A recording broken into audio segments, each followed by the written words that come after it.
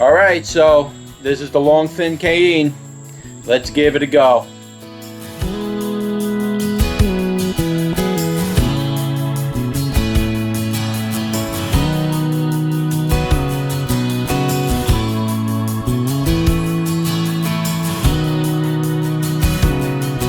Okay, so let's revisit the long Cayenne. And you can see them hanging in here. And these are usually a pretty good producer. Usually get a good amount of these coming out of it every year. Regardless of the conditions, the plant just will put out at a minimum a dozen peppers. On a good year, you can get 50, 60 out of it, maybe more, depending on the size of the plant. This plant's only about 2 feet tall, as you can see. I'll give you a bird's eye view. Alright. That's that one, and then there's another one in there. So there's 2 in this pot. Now, like I've been saying in my other videos, these temperatures have been going down into the upper 30s. Last night was 42. So it's really going colder than I'd like it to be this time of year. I mean, it's only September. Usually it doesn't start, we don't normally start seeing those temperatures until the end or the last week of September. But it's been getting cold since August, and that's been causing a lot of problems around my pepper plants this year. So that's part of the reason why they're kind of stunted like this. But nevertheless, these happen to do okay this year. They did better than most of the other peppers, but they did all right. So even if you got bad conditions, weather ain't right, the soil isn't right, whatever it may be, these plants tend to do pretty good all year long. I like to use them for making salsa, and drying them out is really the best thing for these peppers, in my opinion. You can also pickle them and stuff too, but I like to dry these out because I like the taste of these peppers when they're dry. They kind of taste different once they dry out. Once they dry out, it's a different story. It's different than eating these things moist, but I like them better dry. So, and these will dry very nicely. I don't even have to pick these peppers off the plant. I could just let them dry on the plant. They don't mold up. Very thin wall. They dry up on the plant for the most part. And then you would bring them, you'd pick them when they're all kind of dry. You pick them, you bring them in, and then you open them up just to make sure they don't get moldy and let them finish drying for like another month, or put them in the sun for a few days. And they get dry enough where you can put it inside of a grinder, like a coffee grinder, or just kind of chop it up by hand if you want. I like to put them in a coffee grinder. Just kind of mashes everything. I don't like to grind the seeds though, but that's part of it. If you do put them in a grinder, I like the seeds whole. But yeah, it's a great pepper. It's the long thin Cayenne. Let's see. Let's pick one of these. I want to pick a big one because I gotta eat this thing, you know, at least most of it. How's that one look? Let's pick that one. And I'll just give you another pan view of my plants. Yeah, you can see they're yellowing off. Now, these been yellowing off since mid-August, basically.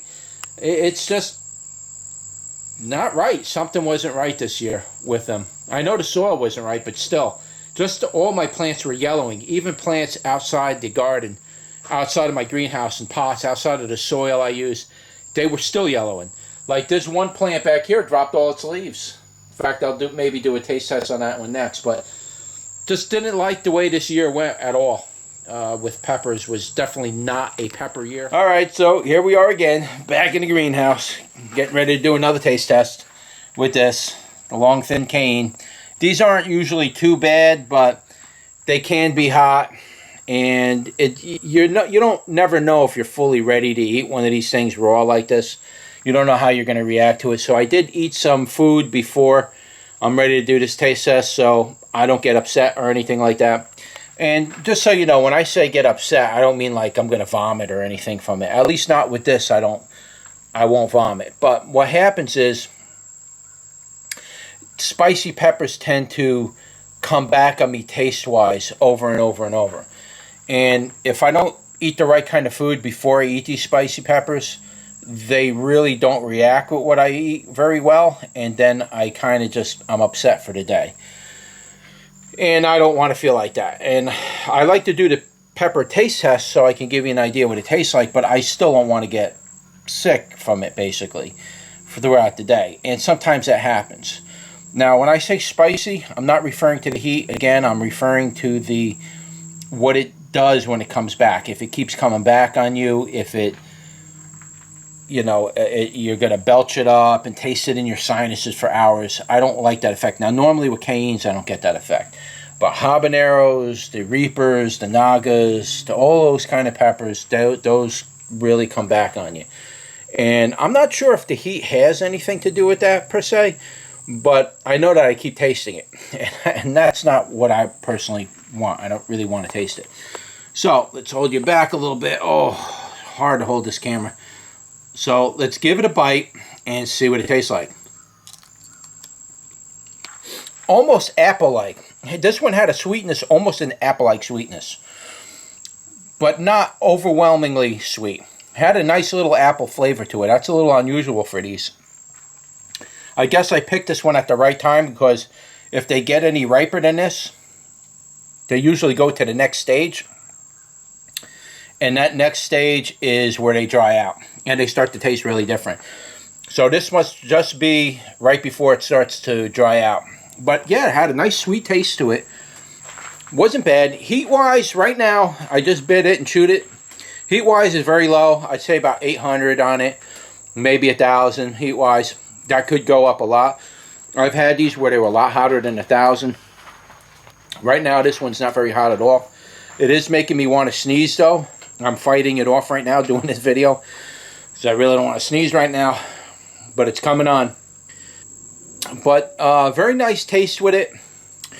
Not very hot. Very pleasant. If I could eat this thing raw like this without any problems, you could easily eat this raw. I like to add this to salsa when I'm serving guests, because a lot of guests don't like salsa as hot as I do.